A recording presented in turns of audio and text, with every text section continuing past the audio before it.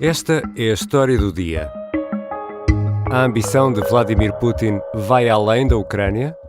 Никогда не откажусь от своего убеждения, что русские и украинцы – это один народ. Даже несмотря на то, что часть жителей Украины запугали, многие оболванены нацистской националистической пропагандой. Putin reafirma ao mundo que tem a convicção de que russos e ucranianos são um só povo e acrescenta que alguns foram instrumentalizados pela propaganda nazi e nacionalista. O presidente russo deixa, entretanto, um aviso. Não temos más intenções em relação aos nossos vizinhos, mas não contribuam para uma escalada da situação. Мы всегда об этом говорили. Нет никаких недобрых намерений в отношении наших соседей. И им бы посоветовал тоже не нагнетать ситуацию, не вводить никаких ограничений. Мы все свои обязательства выполняем и будем выполнять дальше. Не видим здесь никакой необходимости ситуацию нагнетать или ухудшать наши отношения. И все наши действия, если они возникают исключительно всегда. Quem é Vladimir Putin? O presidente russo não irá além da Ucrânia? Hoje converso com Bruno Cardoso Reis. O historiador e investigador ajuda-nos a traçar um perfil de Putin e vamos tentar antecipar quais as reais ambições do antigo agente do KGB.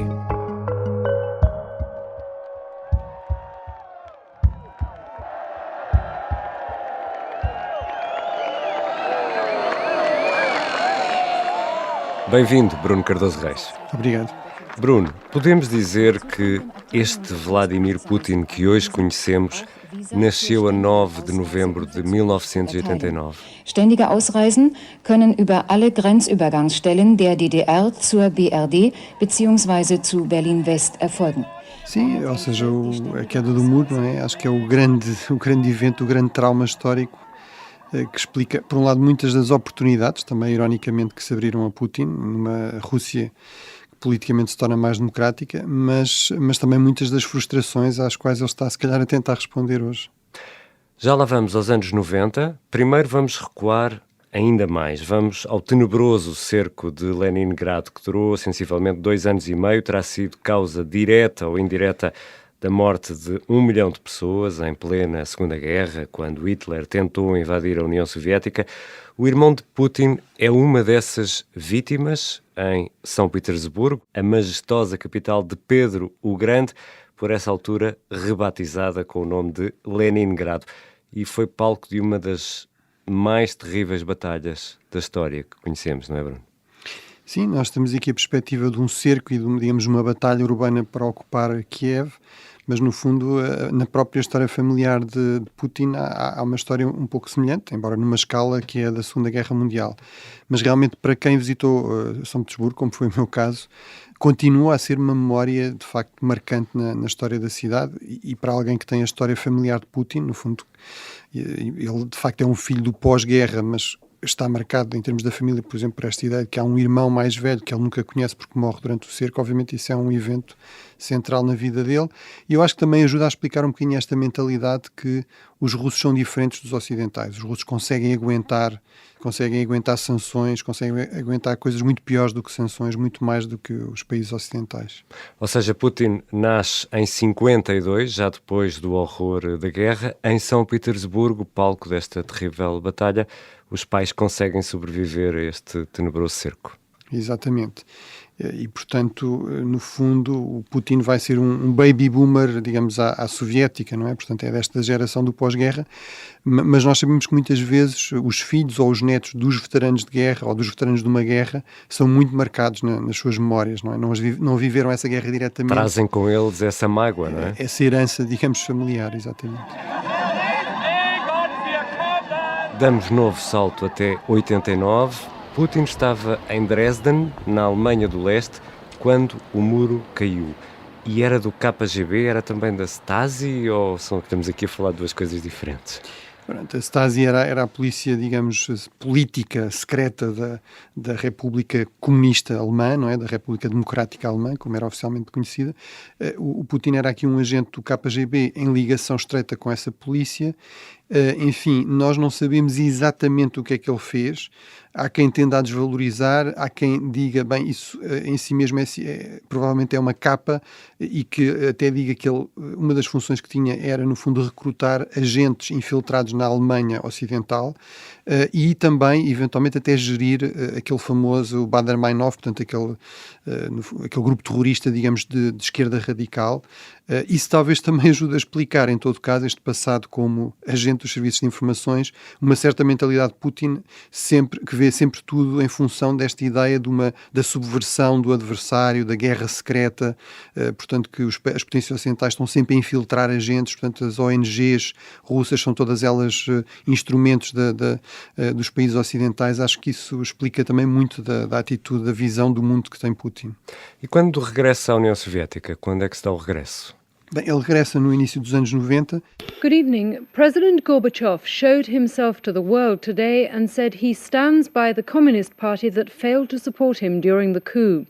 Mikhail Gorbachev's dreams of holding the Soviet Union together may have received a death blow today. After 6.5 years in power, Mikhail Gorbachev confirmed his resignation on television tonight. Я покидаю свой пост с тревогой, но и с надеждой.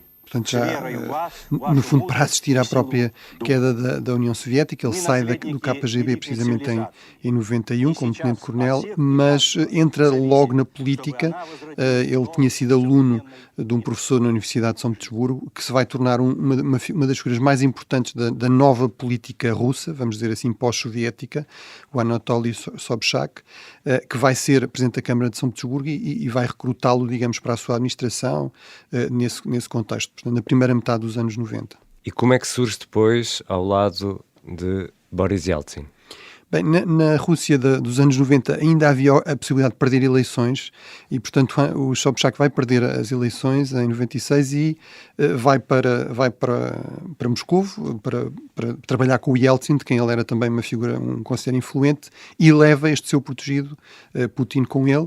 Ele vai, inclusive, acabar por, a certa altura, liderar o sucessor da KGB, não é? Os serviços de informações russos, vamos dizer assim, e vai terminar, no final mesmo dos anos 90, como primeiro-ministro nomeado pelo presidente Yeltsin, já com a intenção de o substituir como presidente.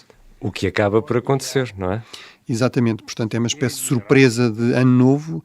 O Yeltsin faz um famoso discurso de final do ano, em 99, a dizer que se vai demitir. Это не все.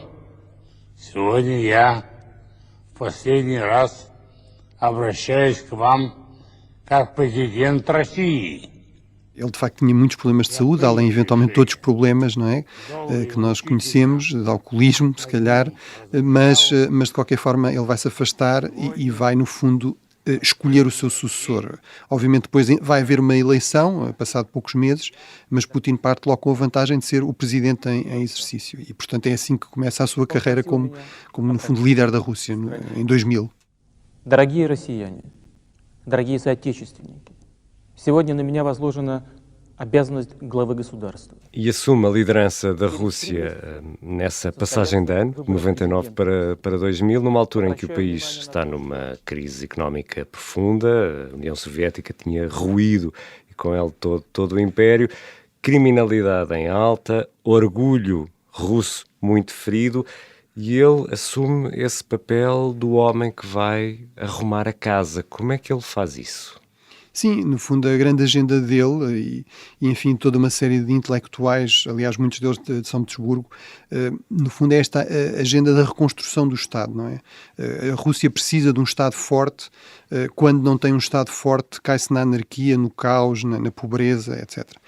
E portanto ele vai, apesar de tudo, aproveitar muito bem as circunstâncias, vai ter sorte com as circunstâncias também, ou seja, os 2000 vão ser os anos do boom das commodities, ou seja, precisamente o tipo de produtos minerais, portanto, de hidrocarbonetos, de minerais que a Rússia exporta. Petróleo, gás. Exatamente.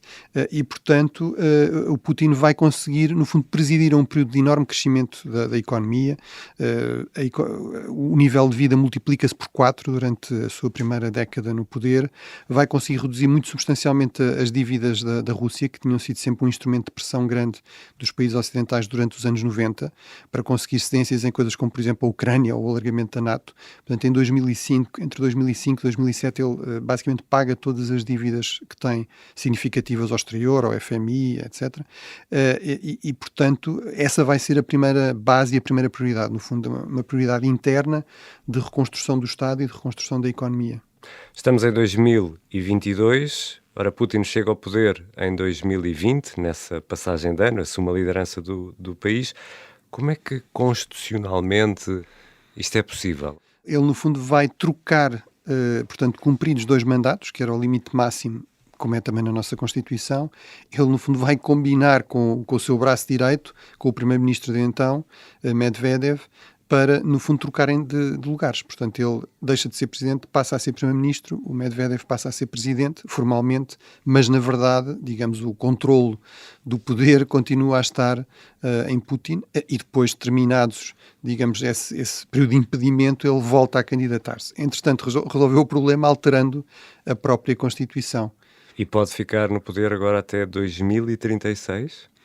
Formalmente, sim. Portanto, ele pode candidatar-se sucessivamente e ganhando as eleições, o que ele parece conseguir fazer sempre, enfim, com métodos eventualmente cada vez mais questionáveis e mais repressivos, mas sim, pode continuar em teoria até 2036.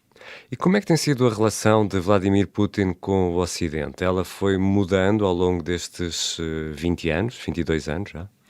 Sim, digamos, a relação nunca foi fácil, mas foi de facto mudando. Eu penso no período inicial, até por causa destas fragilidades ainda, Putin procura alguma aproximação com o Ocidente e consegue, em algumas áreas, por exemplo, a questão do combate ao terrorismo, que é uma prioridade partilhada dele, por causa da questão da Chechênia, sobretudo, e, por exemplo, do presidente George W. Bush, que é o primeiro presidente norte-americano com quem ele vai trabalhar. I looked the man in the eye. I found it to be very straightforward and trustworthy. We had a very good dialogue. I was able to get a sense of his soul. Mas noutros aspectos não. De facto, a administração Bush, como nós sabemos, teve ali umas fases de alguma húbris, de alguma arrogância e, portanto, por exemplo, em relação à questão da Geórgia ou da Ucrânia e da NATO, da expansão da NATO, de facto, aí não houve espaço para compromissos.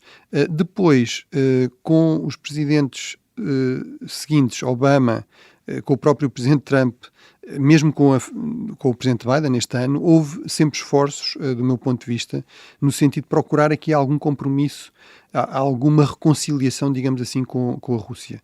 Agora, eu acho é que, uma vez, no fundo, resolvidos estes problemas internos, as grandes prioridades de Putin passam a ser, em termos externos e sobretudo, em termos de afirmar pela força, se necessário, esta esfera de influência, pelo menos no espaço pós-soviético, ou seja, as antigas repúblicas que faziam parte da União Soviética e se tornaram Estados independentes na periferia da Rússia, e mesmo fora, não é? Como vimos, por exemplo, na Síria também, em 2015.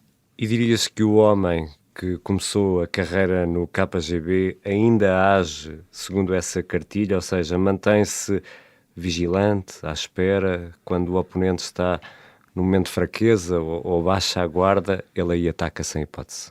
É isso que estamos a assistir? Sim, não sei se aí é o agente do KGB, se é a questão do judo, que ele também é um grande adepto. Exatamente. Não é? Acho que talvez das sanções que lhe custou mais foi ser privado do seu cinturão negro honorário e da presidência honorária também da Federação Internacional de Judo. E de Taekwondo. E de Taekwondo, exatamente. Mas eu penso que sim, ou seja, acho que a mentalidade de Putin é muito marcada por essa experiência nas informações, digamos, na subversão, e portanto acho que infelizmente, de facto, isso alimenta uma certa cultura estratégica que está presente em muitas elites russas, no fundo uma certa cultura estratégica paranoica, a ideia de que a Rússia está sempre cercada. Há alguma justificação, digamos, geopolítica, geoestratégica para isso. É verdade que a Rússia, no fundo, está rodeada de enormes planícies, portanto é fácil de invadir por vários lados, mas daí, digamos, a partir para esta visão de que, no fundo, está rodeada de inimigos e qualquer tipo de gesto por parte de outros países tem sempre uma intenção hostil. Eu acho que isso vem muito desta cultura, digamos, institucional de um agente de informações e, sobretudo, de uma instituição como o KGB, que, além de tudo, era também uma polícia política, não é? E não apenas um serviço de informações. E como dizias, cinturão negro de judo, gosta de se deixar fotografar e filmar em tronco nu, a cavalgar, a caçar, a pescar. alega até com orgulho que o avô paterno foi cozinheiro de Lenin e Stalin, na Dacha, na tradicional casa de campo russa. Está quase sempre sozinho, naquelas mesas gigantes que só devem caber no Kremlin, não deve caber em mais nenhuma sala no mundo. Acho que não erramos, Bruno Cardoso Reis, se classificarmos estas imagens como propaganda pura para um culto de personalidade. Este culto de personalidade é também uma realidade em Putin.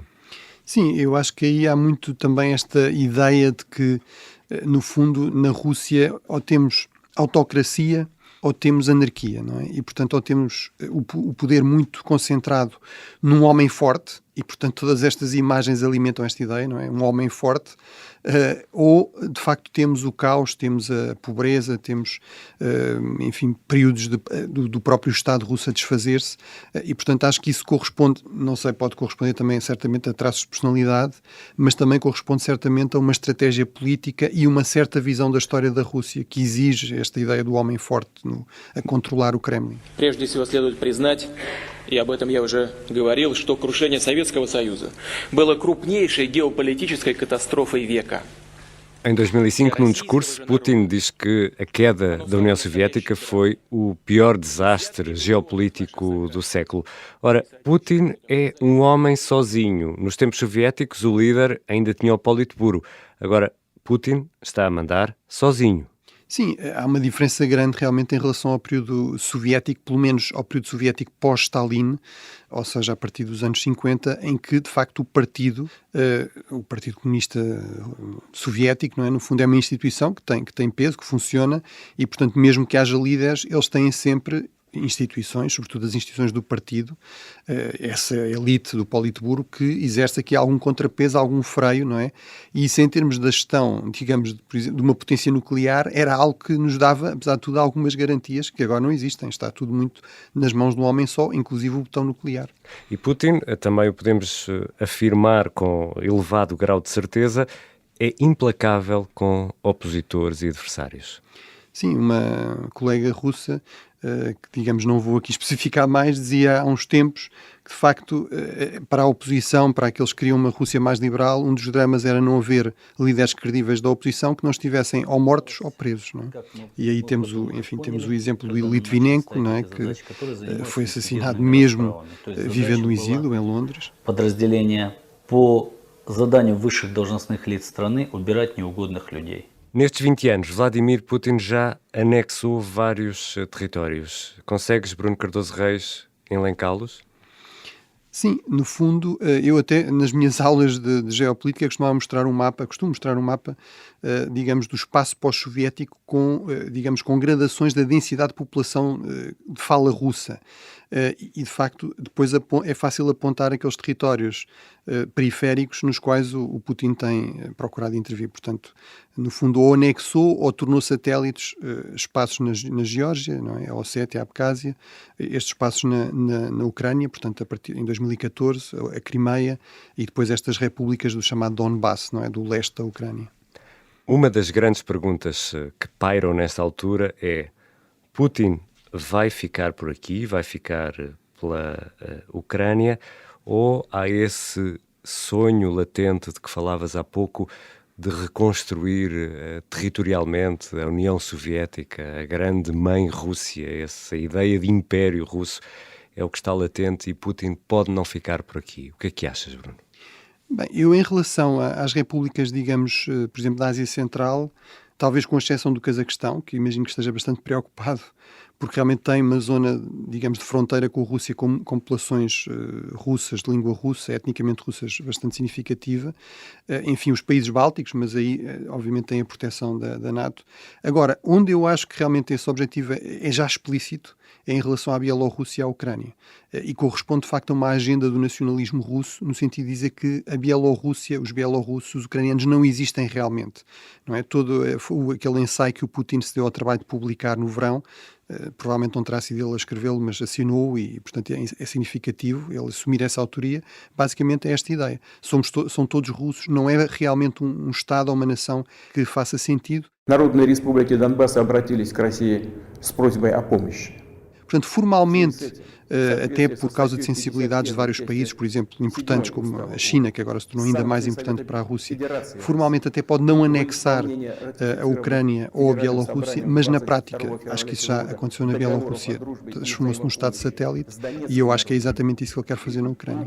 Obrigado, Bruno Cardoso Reis. Obrigado. No jornal e na Rádio Observador, vamos continuar a acompanhar a guerra ao minuto. Esta foi a História do Dia. Alguns dos sons históricos que ouvimos neste episódio foram retirados do YouTube, da ITV, da ABC, da BBC e da agência Reuters. A música do genérico é do João Ribeiro, a sonoplastia da Beatriz Martel Garcia. Eu sou Ricardo Conceição. Até amanhã.